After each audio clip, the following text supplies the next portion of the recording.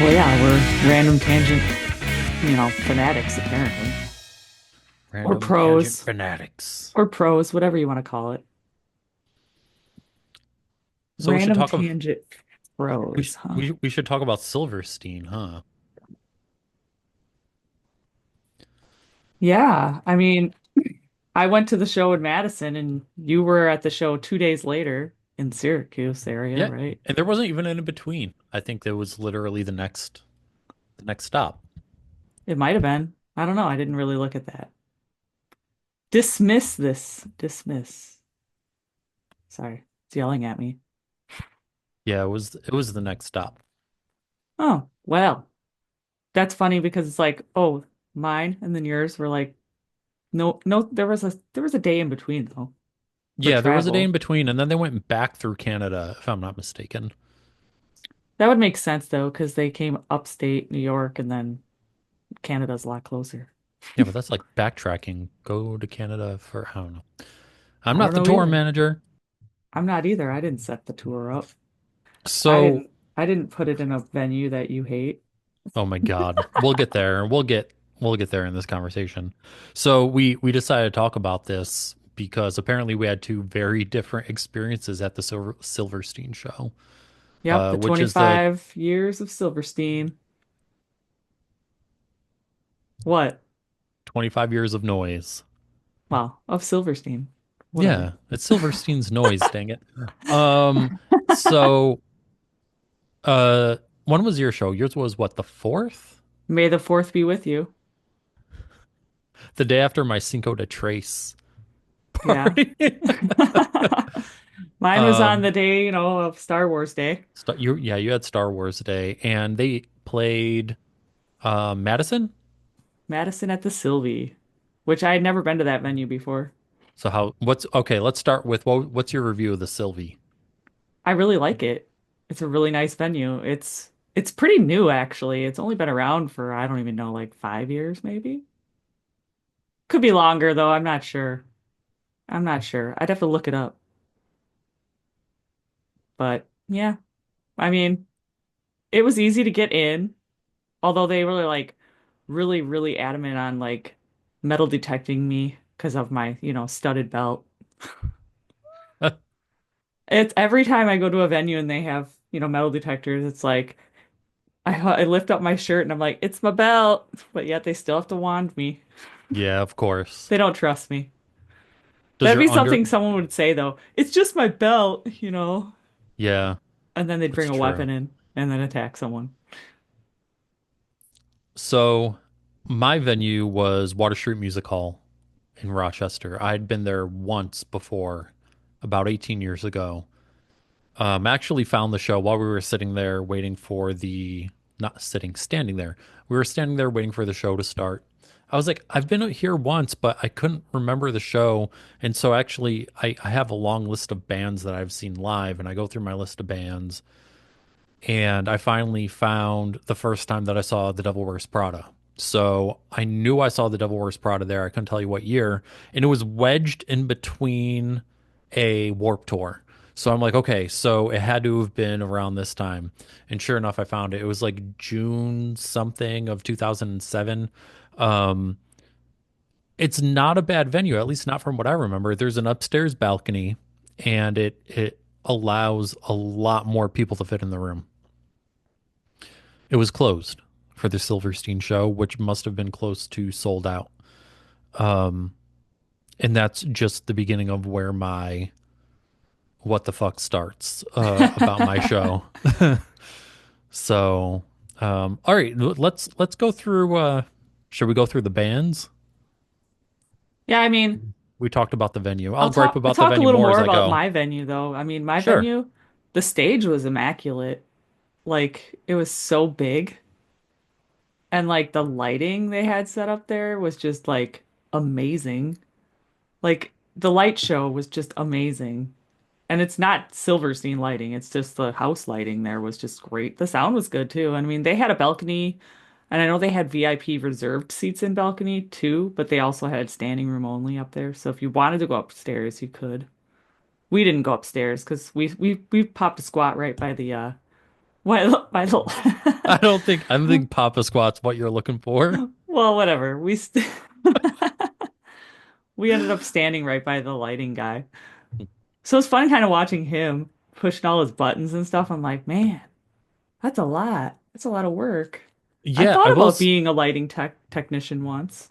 that'd be sweet. Like that's the one thing I will say definitely was a highlight of the show. The sound, not the sound tech guy. No, complete opposite. For the sound tech guy, the lighting guy was super into Silverstein. So at least when it came to Silverstein, he knew all the lyrics. He knew like all the timing and like how to make it be great. So the lighting at the show was really great. So Yeah. And um, I'll backtrack too. The Sylvie was only opened in 2018. So it is a pretty new venue. it is pretty new. Yeah. Yeah. I But mean, you I had gotta, never gone. since you know, And COVID probably took away like 2 years. So it's like probably. 3 years old. Hey, I said 5 years, didn't I? I think so. So, I mean, you Yeah, got you're right COVID then. Yeah, 2020, if that's COVID took it perfect. away, there you go. It's like 5 years of concerts there. So But I you said mean, you said the sound was good at your venue yes, though. the sound was good. The whole like you could see like the TV setups on screen, the screens and stuff they had on stage set up really nice. When Silverstein went on, obviously they had like something in front of majority of them Mhm. when the other bands were playing. But So that's where our uh experiences greatly differ. yeah, yours was Um like a tunnel from what I saw. yeah, ours was pretty nasty when it came to the sound quality. I don't know if and I'm not trying to talk bad about the front of house tech or whatever. I don't know if he was new or anything like that, but it just didn't sound good. I had sent a video of the opener, who was the opener? I'm forgetting. Greyhaven. Greyhaven. I actually sent a video of Greyhaven to Jess, and I'm like, I don't know, should we even use this? And you gave me an immediately like, yeah, no. Yeah, no, my videos that I took were way better quality. Yeah, and then the only other videos I took were of Silverstein, but by the end of the night, it seems like the sound had been worked out a little bit. Silverstein sounded okay, but still not great. So for the majority of the show, the vocals were not high enough, not even close to high enough. And actually, you can, if I were to share the Greyhaven video, y'all would understand. You can't make out a single thing. I mean, you can hear vocals, but it kind of sounds like a screaming goat from 2 blocks away. Like, and that's not like like a diss on Greyhaven. Like, it's you could kind of sort of hear something, but you're not too sure what it was. Um, and then once like Real Friends, by the time Real Friends was on, it was a little more worked out. But for Real Friends and gosh, why do I stink of Broadside. them? Broadside, like the stage left guitar, overpowered, extremely overpowered. The vocals still weren't strong. And it just you couldn't really tell what was being played unless they announced it right before they started playing it, which not all bands do. So the unfortunately, my experience because of the sound quality was just not not great. That and coupled in with how crowded it was, Yeah, my because show was definitely not sold out. it seems like this one was almost there was nowhere to stand. I sent Jess a picture in the middle of the show. In fact, maybe I'll put it up right here so everyone can see. Um, it was packed. And if they had opened up the top, now I don't know what the exact reason was that they didn't open up the balcony, but it would have alleviated so much room on the floor. Like if you had gone to the bathroom, by the time you came out of the bathroom, wherever you were standing, you would not be able to get to again. It was that crowded in there.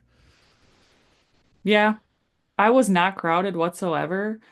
And I was set up by this pillar too that has like these charging stations in it, Must be nice. right? It's a nice venue. It had like these things you could do little charge pads you could just set your phone on and charge away.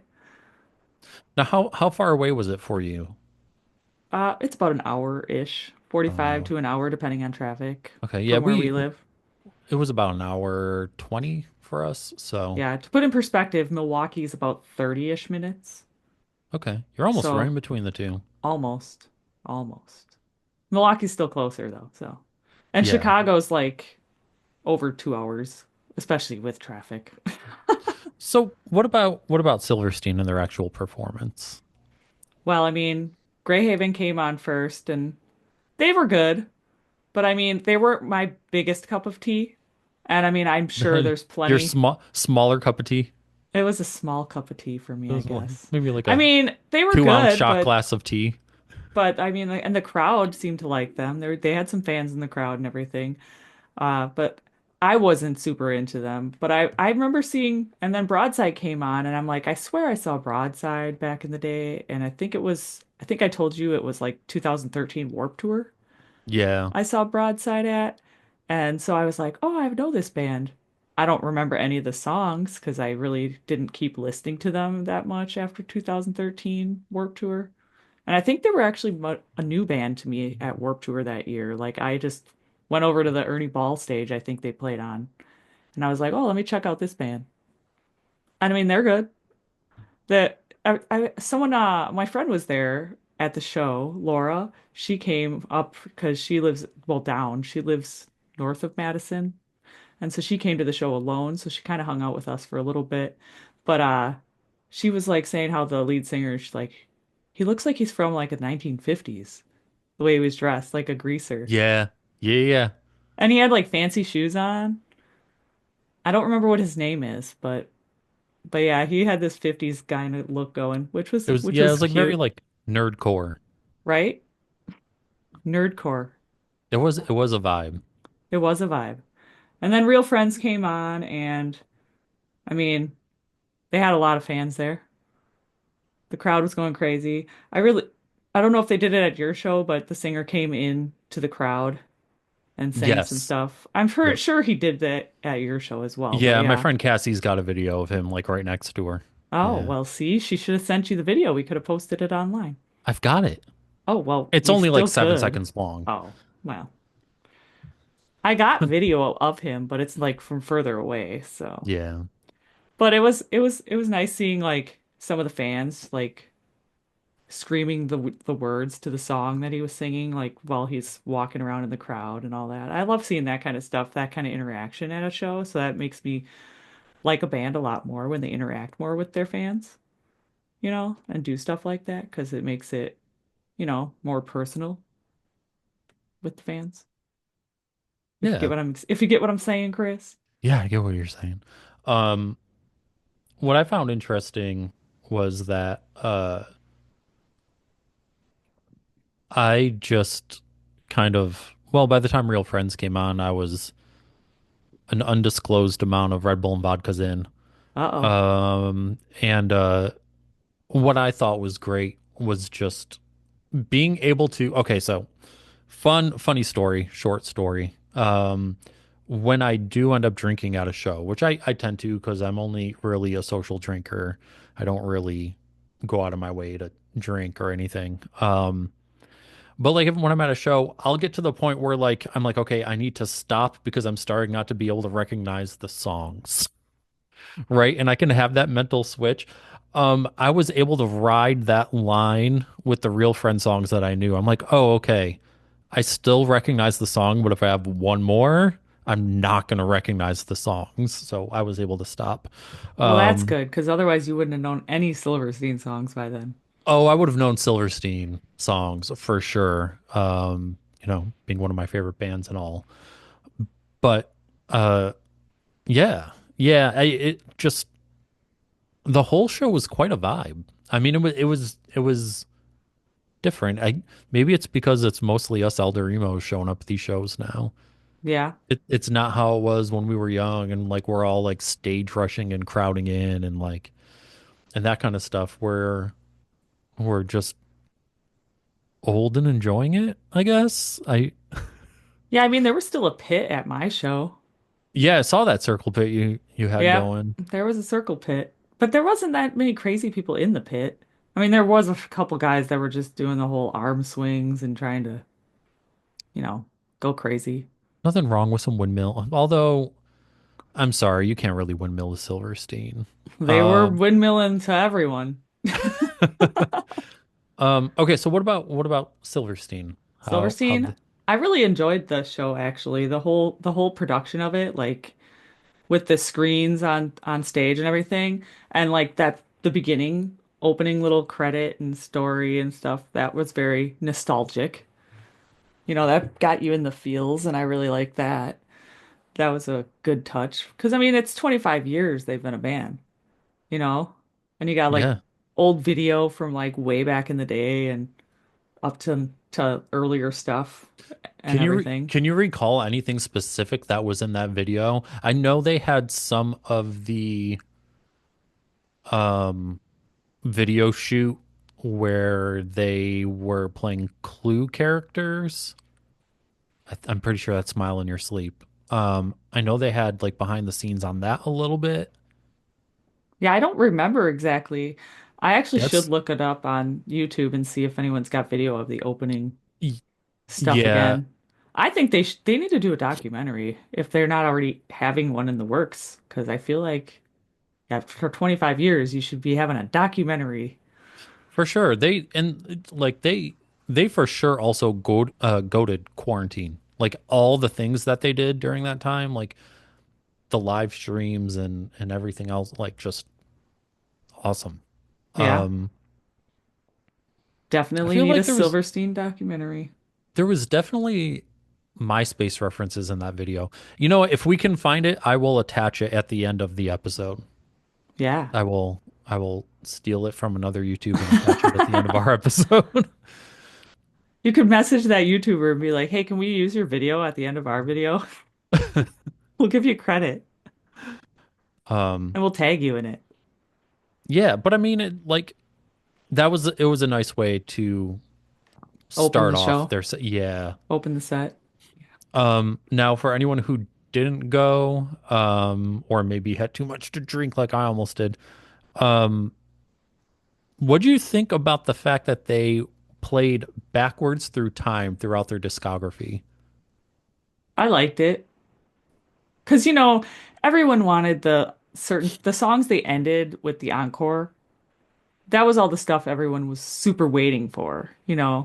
And so like if you played that too early, and it was like a timeline though from when they started, but they did it backwards, which I liked because why would you Yeah. start with your favorite songs and then move on to the newer stuff?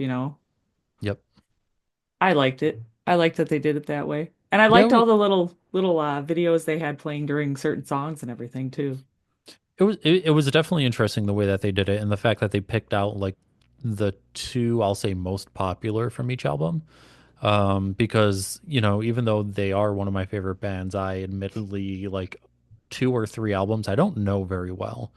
But all the ones they decided to play, I knew. So I was like, yay. It's funny you would say that about not knowing some of the stuff too well, because my husband was like super lost on some of it. Because he loves Silverstein too, but he kind of like, didn't keep up with it as much as I Yeah, probably did throughout the years, because he became a little less into the music as much as I've still stayed into it.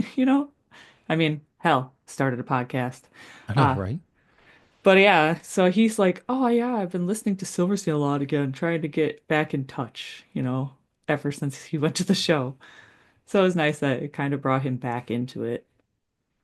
But yeah, Yeah, I think what really, really got me, right? So they announce, I'm pretty sure Shane even says at the beginning that they're going to go backwards through time. And as you know, they end with stuff. Well, you would think, right? They're going to go all the way back to when broken is easily fixed. mm-hmm. And of course, they're going to do an encore. But, you know, Shane is like, okay, this is going to be our last song, and it's Smile in Your Sleep. And when they're done, people leave. Like, you really don't think they're going to play Oh, I didn't see it. Anything I from, didn't think anyone left at my show. I oh didn't my see. God. So again, because it was so crowded and I had gone to the bathroom and the bar, I got pushed all the way to the back of the venue by like close to where the doors were. So a lot of people left. I would probably estimate 10% at least. Must have been their first Silverstein show. Or they didn't know Silverstein and they didn't know that, you know, Maybe. They just stayed for the fun time. they even stay for the acoustic My Heroine. I mean, come on. I mean, that's like even better of a version. I love the acoustic version of My Heroine. I know which when we interviewed Shane, did I and God, I hope I didn't, but Nicole was like, "Hey, does he know you have a Silverstein tattoo on your collarbone?" She's like, "Did you tell him?" I was like, I don't think I did." I don't know if you But that would have did. been weird. Like, "Hey, Shane, huh? Uh, Check out my collarbone. check out my collarbone." Um, yeah, but she mentioned it. I'm like, I don't think I did. I'm gonna have to go back and I don't recall you mentioning your collarbone tattoo. no. But then again, that was like a year and a half ago. I know we got to get Shane back on. So Maybe Shane, if once you're listening to this, Shane, because it was about, your show and you we're gonna check it out. tag the crap out of you. We're gonna tag you in this, and we want you back on the podcast to talk about the new music and what else is happening the rest of the year and next year. Yeah, we haven't. I mean, we talked to him like right as they were beginning to write the new album, I think, Maybe. because he said nothing was going on. He had nothing Yeah, to talk he had about. nothing because they weren't writing anything yet. So what the heck, Shane? I'm sure you got something to talk about now. Let's go, Shane. No, we're just joshing you. Oh That's what man. we do to each other. Usually, we give each other crap all the time. All the time. I mean, we are like brother and sister. Okay, so the only thing I would change about the show. Is the venue? No, so venue aside, because honestly, the venue's not bad. I don't know why they didn't open upstairs. I don't know whose call that was. The only thing I would have changed is that the sound tech didn't suck. There's no other way to, like it just wasn't good. And I since I was further back and I mentioned my friend Cassie was at the show, she was very close to the front and next to the stage. And I asked her the next day, I'm like, what was your experience like just when it comes to the sound? Because you were up closer, I was a little further back. I know echoes and all this shit can happen. And she's like, it wasn't good. And so I immediately knew, okay, I'm validated here. Like Yeah. it wasn't just whatever from being too far back. It was Well, if anybody else listening to this was at the show, what was your thoughts on the sound quality at Chris's show? And what was your Rochester. thoughts on my show at the Sylvie and Madison, if you're listening? How was your experience at that show? Because mine was fantastic. Now with the Sylvie, what's the max capacity there? I have no idea. You have I no tried to idea? look it up and I cannot find it. It's usually posted above the door. I think it might be like 200 something, honestly. But That's that it? seems like a really small a number for that place. That is really small. I would And be shocked and if it was there's I 200. don't think it's 200. No, wait, it's not. I'm thinking of a different venue I looked up recently. Get it straight, I don't know. Jess. Chris is gonna Gosh. look it up right I'm now gonna and try and see. look it up as we're talking about. So I could look it up too. the venue we were at, max capacity was 1,000. Sylvie Madison capacity 2,500. Oh, that's a lot more than 200. Because I was thinking of a different venue. But yeah, 2,500, it was definitely not sold out though. There was a lot of open space. Like you could move around freely and easily. Oh wow, I'm looking at it. That looks nice. It is a really nice venue. If you ever come visit, we could always try and make it a show at the Sylvie. I know. I'm And still then your friend in planning Madison on. could come. My friend in Madison is 70 years old. Oh, I don't think he's coming. no. 70, 69, about to be 70. Um, Yeah, Wow. I You don't got think some he's old come. friends. I worked with him at Verizon and we've Ah, stayed in touch. that kind of friend, a work friend that you've stayed in touch with. Yeah, which is very, very rare to actually do that like long term. Ah, it is. It is. I have friends that I was friends with that left my work and I try to keep in touch and then they just suck at it. So So here's the last question about the Silverstein show. Did you get merch? I did not. I did What? not. I looked at it and I was like, $40 for a shirt. I'm a cheapskate though, I was honestly shocked that it was $40 because it wasn't a Live Nation tour. right? So I the thought it tickets could have weren't been through a little cheaper. Ticketmaster or anything. If they would have been like $30 shirts, I would have bought one. Yeah, I got two things. So I got the 25 years of noise shirt and then I got Raya hat. So Yeah. Nope. I looked at merch, but I didn't buy any, unfortunately. no. I probably would have bought a Real Friends CD after the show because all the guys were outside trying to sell their CDs and they were having them they were signing them and stuff. They're all signed. And I was like, but it was a Sunday night and I had to work Monday morning. And I was Oh like, my gosh, my you and your husband and I were reasons. just like, it was already like almost 11 o'clock. And I was like, actually, it was like 11 o'clock. And we were like, I'm out. And we have an hour drive home. Yeah, I really liked Broadside had some good merch, but like I don't like them enough to See, I looked at broadsides and I didn't like theirs. I can't validate I didn't like their buying t-shirt merch. designs, actually. No. No. But I'm really, really picky on my stuff. Especially if it's like the little logo in Oh the yeah, the front. mullet tee. The mullet tee with the little logo and the party in the back. But Silverstein's wasn't like that. No, Silverstein's actually had like an old school vibe Yeah, to some of their stuff, the art.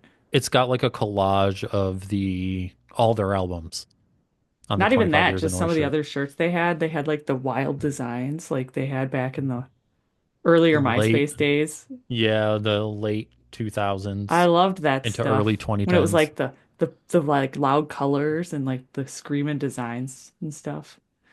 Hey, they brought back the nostalgia on those. I really actually did really want one, but then I didn't want to lose my spot next to the lighting guy because I might have gone over again and bought a shirt. But then I was like, I'm Yeah, watching these bands. I wanted to watch the show, you know? Oh well. Maybe they'll have leftover tour merch.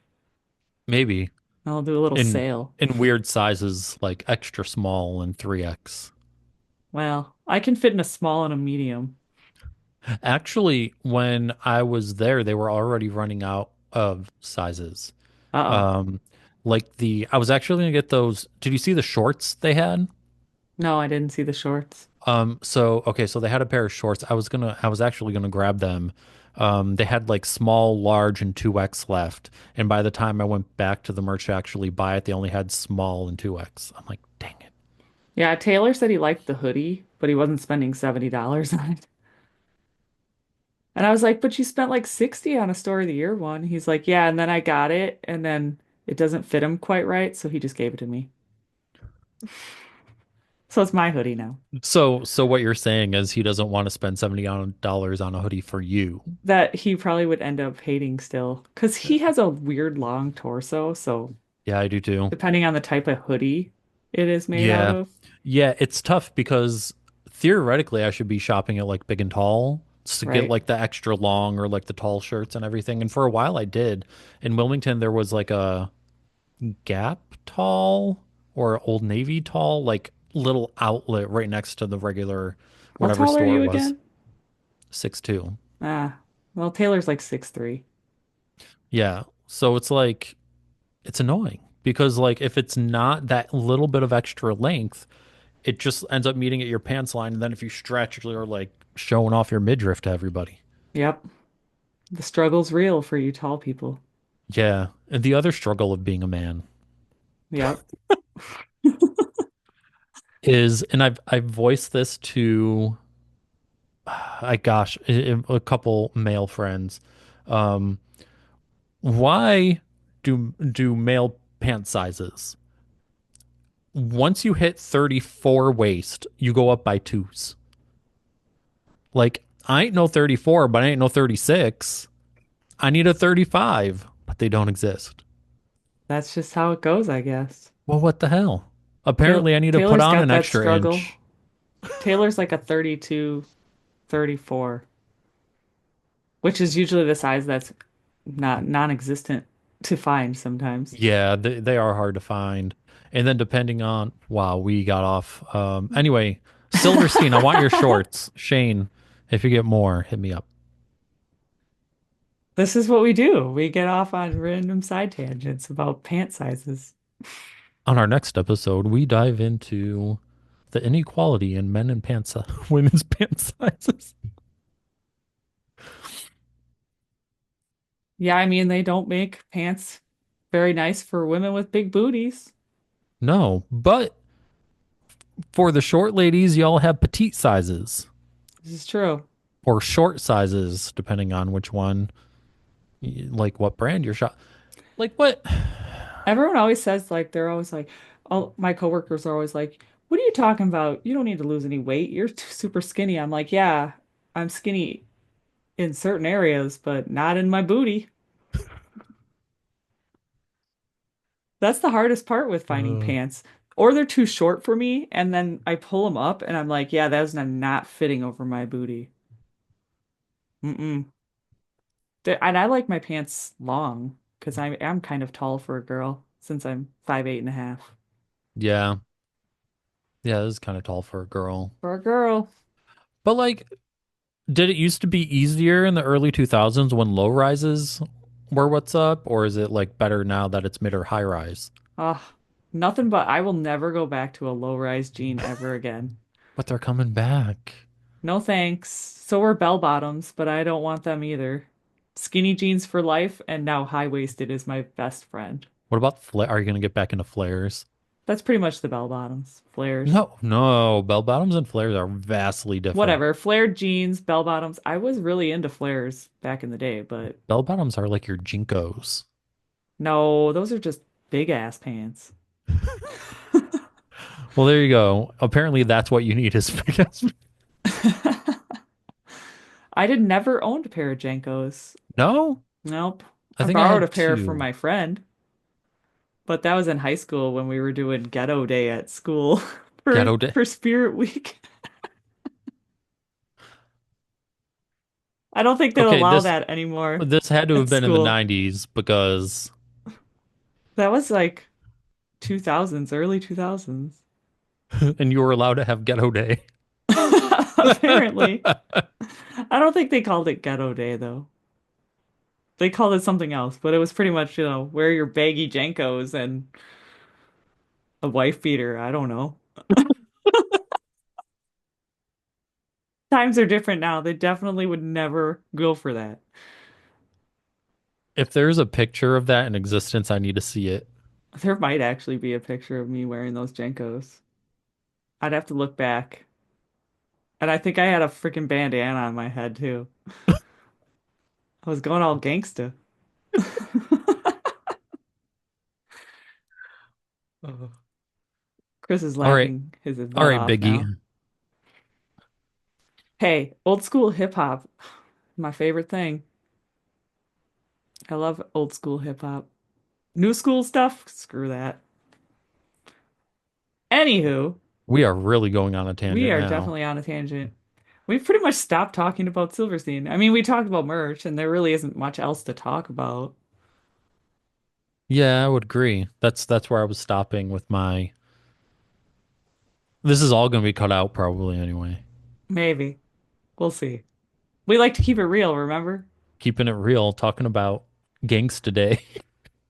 But yeah, maybe we should just end it here. Be like, that's how our experience with the Silverstein show was. Mine vastly different than Chris's, but unfortunately, that's just how the cookie crumbles. Cushy? The cookie. You said cushy. I said the cookie crumbles. Cushy cookie. I said cookie. What are you? You need to get some, Q-tips and clean those ears out. They are clean. Okay.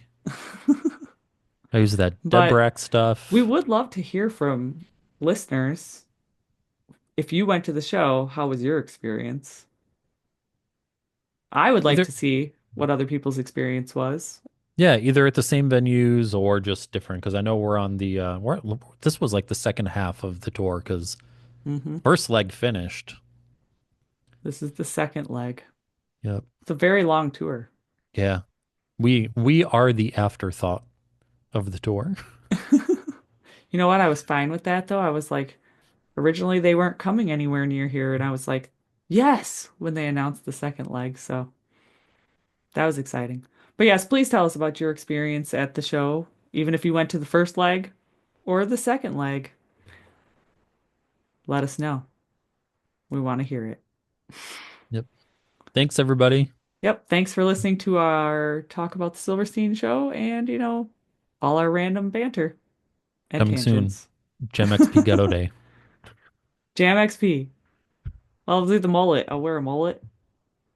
For the JAMXP Ghetto Day? But yeah, if you don't follow us already, please do so on Instagram, TikTok, Facebook, and of course, subscribe to our YouTube channel and follow us on Spotify. Thanks. Yeah. Later, Okay, skaters. bye. Bye bye. And now we're really awkward.